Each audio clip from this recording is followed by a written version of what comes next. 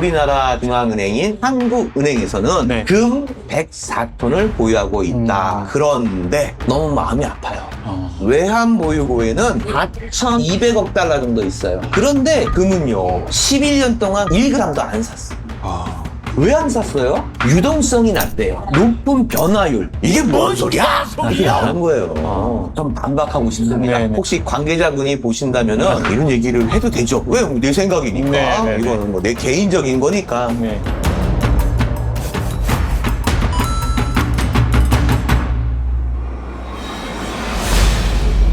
사장님, 네. 질문 다시 드리겠습니다.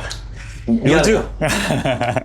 요즘 미친 금값이 무한정으로 오르는 상황이었잖아요. 네. 상황이고 지금도 우리나라는 금을 어느 정도 보유하고 있나요? 아, 죄송합니다. 아까 제가 그 질문을 했었는데, 네네네. 딴 데로 또 샜죠. 제가 네네네. 잘 세잖아요. 그래서 그거는 그 파트대로 하는 걸로 네네네, 하고, 알겠습니다. 우리 시청자 여러분 헷갈릴 수도 있지만, 네네. 그냥 이걸 뭐 편집해서 하느니, 그냥 자연스럽게 그냥 하자고요. 맞습니다, 예. 맞습니다. 자, 한국은행. 우리나라의 한국은행이 뭐죠? 중앙은행. 중앙은행. 네. 아, 우리 집 잘 아, 맞네요. 네네네. 네, 중앙은행. 네. 각 나라에는 중앙은행이 있어요. 네. 보통 금 보유량을 얘기할 때는요, 그 중앙은행이 보유하고 있는 네. 금 중량이에요. 그렇죠. 그러니까 뭐 미국 금 보유가 얼마큼 됐냐, 중국의 금 보유가 어떻게 됐냐, 이런 걸 얘기할 때는 그 나라의 중앙은행에서 보관하고 있는 금 중량을 말하는 네. 거예요. 결론부터 말하면은 우리나라 중앙은행인 한국은행에서는 네. 금 104.4톤인가? 하여튼, 그러니까 104톤으로 알고 있으면 될 것 같아요. 네. 그러니까 이거는 뭐 약간의 그 교양으로서, 네. 상식으로서 네. 우리나라 금은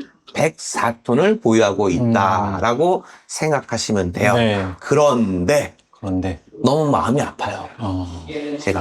제가 이 금은방을 30년을 하는 동안에 네. 금이 오른 추이를 제가 직접 체험을 했잖아요. 네. 와, 제가 처음에 했을 때 35,000원부터 시작했거든요. 네. 그러니까 한 돈에 네. 그냥 4만 원이라고 치잔 말이에요. 지금 얼마예요? 우선 씨 오늘 금값이 거의 98만 원까지 올라간 것 같은데? 아, 진짜 미친 금값이네요, 진짜. 미친 금값이죠. 네. 그런데 네. 브릭스 국가를 주 모델로 해서 네. 각국에 있는 중앙은행에서 계속 공격적으로 금을 사들이고 있잖아요. 네. 근데 왜 우리나라는 안 그래?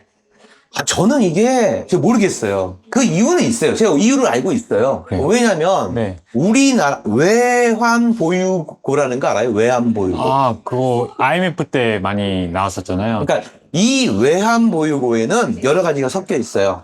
첫째는 뭐냐면은 화폐예요, 화폐. 화폐. 화폐 중에 여러 가지죠. 특히 제일 많은 게 달러겠죠. 네네. 그 다음에 뭐 유로화도 있을 거고, 네. 엔화도 있을 거고, 위엔화도 있을 겁니다. 네. 거기에 금도 들어가요. 외환 보유고에 금도 들어가요. 네. 그런데 우리나라는 이 수출 지향적인 나라잖아요. 네, 맞습니다. 그러니까 뭐가 제일 필요하겠어요? 일단 국제 거래는 달러로 주로 이루어지니까. 그래서 달러를 많이 갖고 있는 거예요. 네. 그리고 또 하나는 뭐예요? IMF. 아, 그렇죠. 그때 우리나라가 거의 몸살을 앓았단 말이에요. 네. 그때 IMF가 왜 온 거예요? 우리나라 달러가 없어서. 달러가 없어서. 네. 수출입을 해야 되는데 이게 수입을 해야 되는데 돈이 없는 거예요. 그렇죠. 근데 그 나라에서 달러를 주세요. 저 원화로 좀 아니 원화를 어떻게 믿어요? 아니 정 안 되면 엔화라도 주세요. 에? 어떻게 해요? 없어. 네. 그러니까 위기가 온 거예요. 그러니까 뭐 IMF에 가갖고 좀 돈 좀 꺼달라. 네. 거의 뭐 빌다시피 이렇게 하고 네. 그것 때문에 얼마나 많은 대가를 치렀어요. 네. 정말 은행도 넘어가고 뭐 회사도 넘어가고 네. 그 IMF라는 곳이 우리가 돈이 없을 때 신처럼 나타나서 구제해 주나요? 아니에요. 진짜 피를 깎는 고통을 감수하라는 거예요. 그게 다 어디로 와요? 국민한테 오는 거예요. 그런 과정을 겪다 보니까 무서운 거예요. 네. 큰 홍역을 겪었잖아요. 네. 그래서 달러의 비중이 많은 거예요. 어느 정도 있죠? 한 4,200억 달러 정도 있어요. 지금 달러가 네. 4,200억 달러. 아이고, 야. 옛날에 비하면 어마어마한 네, 거죠. 네. 그런데 이 금은요, 2011년하고 2013년을 거쳐서 그때 딱 104톤 딱 한 게 끝이에요. 그 이후로 몇 년이죠? 2014년을 하면 거의 11년 정도 됐나요? 네. 11년 동안 금을 한 1g도 안 샀어요. 아. 이렇게 세계적으로 네. 이렇게 금의 열풍이 되고 한 나라의 중앙은행에서 금을 사들이는 이 와중에 우리나라는 그냥 가만히 보고 있었죠. 그래서 어떤 분들이 이 기자들도 그렇고 뭐 국회에서 한번 물어봤어요. 네. 왜 안 샀어요? 네. 그랬더니 그쪽에서 하는 얘기가 첫 번째가 유동성이 낮대요. 유동성이라는 게 그거예요. 언제든지 손실 없이 빨리 현금화할 수 있는 능력. 쉽죠? 보통 네. 이게 TV 나오면 뭐 이렇게 우리 학자님들, 교수님들 네. 나와서 아, 이건 유동성이 높고 유동성이 빠르며 유동성이 있어야 됩니다. 했을 때 우리는 유동성이 뭐 움직이는 거야? 뭐 움직이는 힘이 뭐야? 제가 여기 결론을 내드릴게요. 네. 유동성은 언제 어느 때 바로바로 현금을 만들 수 있는 능력이에요. 이왕이면은 손실 없이. 네. 그게 가장 큰 게 우리나라는 따라라고 생각한 거예요. 근데 금이 유동성이 낮대. 아, 여기서 저는 제가 이제 이쪽에 30년 있으니까. 네. 이게 뭔 소리야? 이렇게 나오는 거예요. 아니, IMF 때 국민들 그 피 같은 금을 모아서 해결한 거잖아요. 그쵸. 근데 유동성이 없다고요? 이게? 그만큼 많이.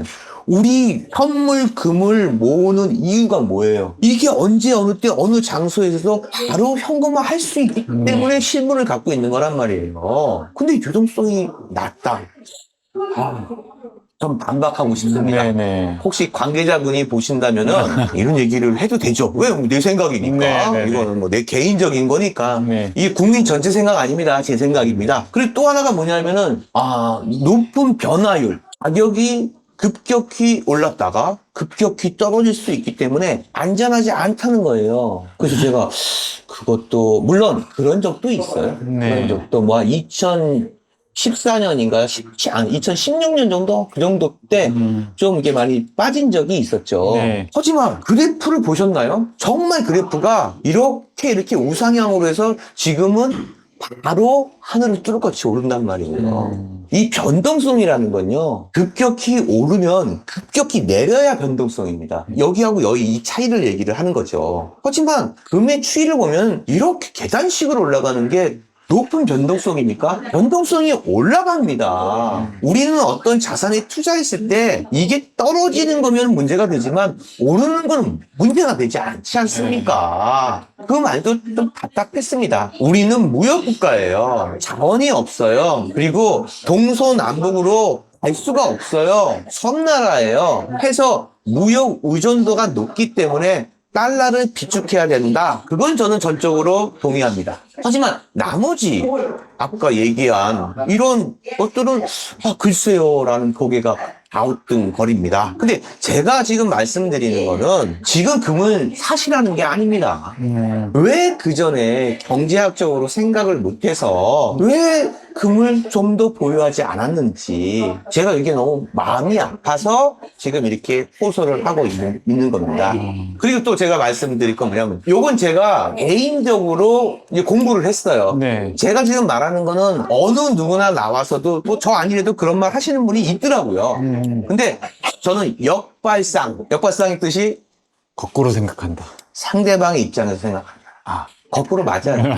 근데 이렇게지 네네네. 이렇게는 아니니까. 네, 맞습니다. 그래서 그렇게 한번 생각을 해봤어요. 네. 그래서 이게 제가 이제 공부를 또 이렇게 잠을 좀 덜 자면서 제가 이렇게 좀 공부를 했더니 너무 재미있는 걸 발견한 거예요. 어떤 그래서 거? 이 얘기를 우리 네. 시청자 여러분들한테 꼭 해줘야겠다. 아. 가슴이 뛰더라고요. 너무 좋습니다. 가슴이 뛰면 어떻게 해요? 또 잠을 못 자요.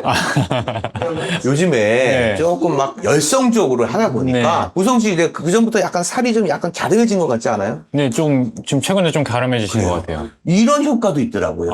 그래서 저는 더 열심히 잠을 좀 쪼개가면서 네네. 더 열심히 공부하려고 합니다. 네, 알겠습니다. 제가 얘기하는 게 무슨 뜻이냐? 저도 아까 얘기한 것처럼 우리나라에서 금을 왜 안 샀는지에서 가슴이 아픈 건 동의합니다.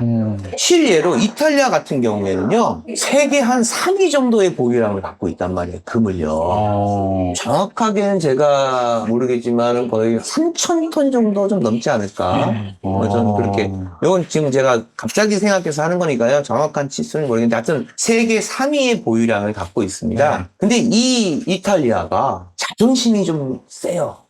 왜냐하면 요게 옛날에 군주 국가들이 좀 그렇잖아요. 네. 뭐 이탈리아의 그 무솔리니가 이때 뭐 세계를 뭐 이렇게 하고 로마 그쵸.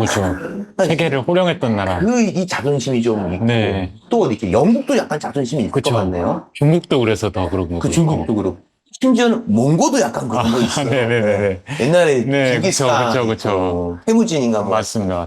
이탈리아가 금융위기가 2008년도에 엄청나게 심할 때가 있었고 2008년 하면 어디가 생각나요? 일본 사태, 모기지로. 네. 그때 굉장히 어려웠었고 또 이제 국가 부도 위기도 또 있었어요. 그때마다 의회에서 네. 야, 왜 남한테 위압감을 주고 나라가 이렇게 국가 부도 나가게 만드느니 금을 팔자. 네. 끝까지 안 팔았어. 끝까지 지켰어요. 진짜 잘했네요, 진짜. 어마어마한 자산으로 나온 거잖아요. 네.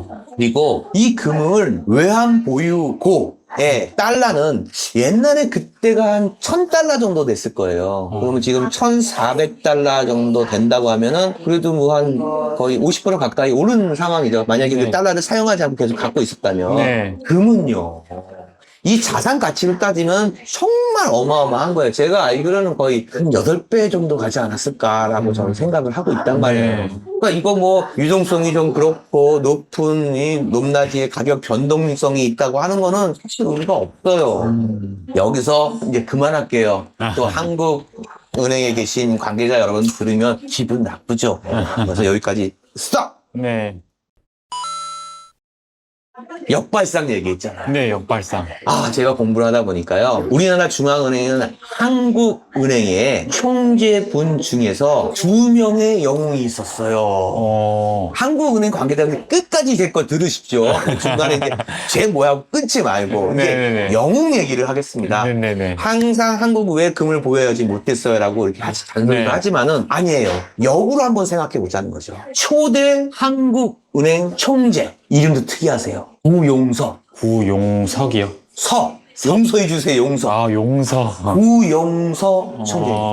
또 한 번 말씀드릴게요. 24대 한국은행 총재십니다. 이분도 뭐 이름이 좀 쉬워요. 김중수 총재님이세요. 이분들이 왜 영웅이시냐? 네. 거기에 대해서 제가 아주 재밌게 설명을 해드리겠습니다. 네. 첫 번째 총재님 성함이 뭐라고요? 구용선. 구용선님. 네. 야, 이름도 참. 혹시 제가 이 김종수 총재님은 지금도 이게 현역에 있는 걸로 제가 알고 있거든요. 그러니까 그분은 뭐 제 걸 이제 이 영상을 언젠가 볼 수도 있겠지만은 그분은 보실 거고 구용서 총재님은 어떤지 잘 모르겠습니다. 네. 뭐 돌아가셨는지 아니면 지금도 살아계신다면 이 영상 한번 보셨으면 우리나라 국민 구성원 중에서 네. 이런 생각을 갖고 있는 사람도 있구나라는 거를 한번 생각해 주셨으면 좋겠습니다. 네. 이 구용서 총재님은요. 네. 1950년 6월 25일 무슨 6.25. 일이 벌어졌죠? 6.25요. 6.25입니다. 네. 거기에서 남한을 내려오는데 진짜 탱크로 밀고 내려오는데 정말 며칠이 걸리지 않았어요. 더군다나 저희의 수도는 어디였습니까? 서울. 서울입니다. 네. 북과 굉장히 가까운 지점에 있는데 네. 수도로 있었습니다. 네. 그때 전쟁 소식을 듣고 구용서 총재님께서 네. 난리가 난 거예요. 뭐 왜 난리가 날까요? 그 은행에 있던 뭐 금이나 이런 것도. 그거예요. 자, 전쟁이 터졌어. 북한에서 지금 내려오고 있대. 네. 그 북한 사람들이 내리고 오면은 먼저 전쟁 좀 알아요? 전쟁 겪어본 적 없죠? 그렇죠. 네. 겪으면 안 되죠. 그거. 그죠? 네. 저도 전쟁 겪어본 적 네네네. 없어요. 들은 얘기. 네네. 이 전쟁을 겪어본 어르신하고 네. 겪어보지 않은 사람들은 하늘과 땅 차이입니다. 우리 젊은 사람들은 그걸 맞습니다. 참담한 걸 모르잖아요. 맞습니다. 그때 당시에 전쟁이 나면요, 포를 쏘잖아요. 네. 포를 주로 어디다 쏠까요? 주로 수도에 쏘지 않을까요? 아니에요. 아니에요. 이 포를 쏘는 거는 일단은 대통령이 있을 만한 곳으로 쏴요. 그리고 두 번째는 방송국을 쏴요. 네. 그리고 뭘 쏴요? 전력, 한전 같은. 네, 이런 네. 얘기하면 안 되나? 네. 무슨 한전, 네. 뭐 댐, 네. 원자력, 그리고 또 하나가 또 중요한 데가 있어요. 어딜까요? 탄약고에. 그러니까 그쪽에 탄약, 이거 어디 뭐 있는지 다 알 거예요. 그쵸, 그러면 그쵸. 동시에 빵 하고 진격. 이것도 옛날식인가? 요즘 뭐 전자로 뭐 할 수 있으니까. 네네. 그때 당시에 그렇게 했을 때 폭탄을 안 떨어뜨리는 데가 있어요. 그러니까 의도적으로 안 쏘는 거예요, 거기다가? 지금 흐름상을 봤을 때는 한국은행이지 않을까. 맞아요. 한국은행은 절대 못 가요. 네네네. 어떻게 해요? 그렇지만 제일 빨리 가요. 빨리 뺏어야 되니까. 그렇죠. 어떻게 하든지 그걸 뺏어야 되기 때문에. 네. 우리나라 금이 어디 있게요? 그때 저번에 말씀하실 때 영국 영란은행에. 그렇죠. 네네. 왜 거기다 놨을까요? 전쟁 날까봐. 그렇죠. 우리는 국가 대치하고 있는 네네네. 분단 국가잖아요. 네네네. 지금이 휴전 국가인가요? 휴전이죠. 네, 휴전이죠. 맞습니다. 그러니까 휴전 국가니까 언제 어느 때 위험한 일이 벌어질 맞습니다. 수가 없기 때문에 그 금이 적군에게 넘어가면은 안 되기 때문에 이걸 우리나라에서 보관하고 있지 않는 거예요. 그 이유는 그겁니다. 그래서 104톤의 금은 지금 영국 중앙은행 네. 영란은행에 있습니다. 네. 근데 이분이 전쟁이 딱 나서 이분은 알고 있죠. 북한 괴뢰군이 이쪽으로 제일 먼저 올 것이다. 네. 그럼 이럴 때 어떻게 하지? 하고서 한 달 못 그러다 군에 전화를 해요. 군에 전화해서 이런 일이 있는데 이걸 빨리 옮겨야 됩니다. 빨리 도와주십시오. 해서 그때 당시에 김일한 대령이라는 사람이 있어요. 이분도 영웅이에요. 네. 김일한 대령이 그 왜 4분의 5톤 트럭이 있어요. 군대 갔다 왔나요? 군대 갔다 왔죠. 그럼 4분의 5톤이 어떤 트럭인지 알아요? 저 공군 치사병이어가지고. 공군. 네, 모르네. 잘 모르네. 이게 네. 왜 천막 이렇게 입고서 네. 트럭이 있어요. 이게 네네. 가평 놀러 가면 운전하고 가는데 군인들 이렇게 뒤에서 있으면 좀 안타깝잖아요. 혹시 그런 거 알아요? 그 트럭이에요? 군인들 맞아요. 타고 있는? 타고 이렇게 타고 있다가 네네. 저 타봤습니다. 뭐 그거. 여자친구나 네. 마누라하고 가는데 계속 쳐다보면서 있으면 결면 듣잖아요. 네네네. 그 트럭이에요. 네네. 그 트럭으로 어디까지 가냐? 시내까지 갑니다. 사실은 제가 요거를 공부하면서 약간 영웅적인 얘기로 바꾸려면은 그때 한국은행에서 보유하고 있는 금을 모두 옮겼다고 얘기하는 사람도 있겠지만 네. 제가 좀 더 깊숙이 갔더니 그렇지는 않았어요. 그러니까 일부를 빼앗겼습니다. 그래도 이 영웅, 이분이 그것을 끝까지 짚고 네. 이 김일한 대령과 함께 진해까지 갑니다. 그때 당시에 가져갔던 게 한 1톤이 넘었고요, 금이요. 1톤. 그리고 은이 한 2.5톤 정도. 그 정도로 싣고 진해까지 갑니다. 진해에 도착을 했는데 군함 같은 이런 배가 아니에요. 네. 상선이에요, 상선. 상선이 뭐예요? 이렇게 막 물자 같은 거 나르는. 네. 거기에 이제 미국의 요청을 좀 해서 네. 이 상선을 좀 타게 해다오, 물건을 싣게 해다오. 네. 그래서 우리나라에 있는 이 금과 은이 샌프란시스코로 갑니다. 이게 너무 영화 크잖아요. 같은데요, 좀. 예. 영화 같은데요. 네. 근데 그분들은 이 진해에서 이 금과 은이 추락을 해서 네. 미국으로 가는 걸 보고 주저앉으면서 영웅 아닙니까? 그쵸. 예? 같은 바 소임을. 우리나라 한국은행에 이런 영웅이 있었습니다. 네. 그분 이름이 뭐라고요? 구용선님. 네, 구용선님. 구용선님. 이름도 쉽잖아요. 네. 이런 영웅이 있었다는 걸 한번 기억해 주는 것도 괜찮습니다. 네. 그래서 그분이 그걸 옮겼는데 이게 이제 샌프란시스코에서 미 연방준비위원회로 옮겨집니다. 네. 그래서 거기서 보관하고 있었어요. 그래서 그게 다시 영란은행으로 가는 거죠. 그리고 영란은행에 보관하고 있는 이 금이요, 순도가 지금 우리가 거래하는 99.9나 99.99가 아니에요. 그때 당시는요, 순도가 높지가 않았다는 네. 아마 99.6으로 제가 알고 있습니다.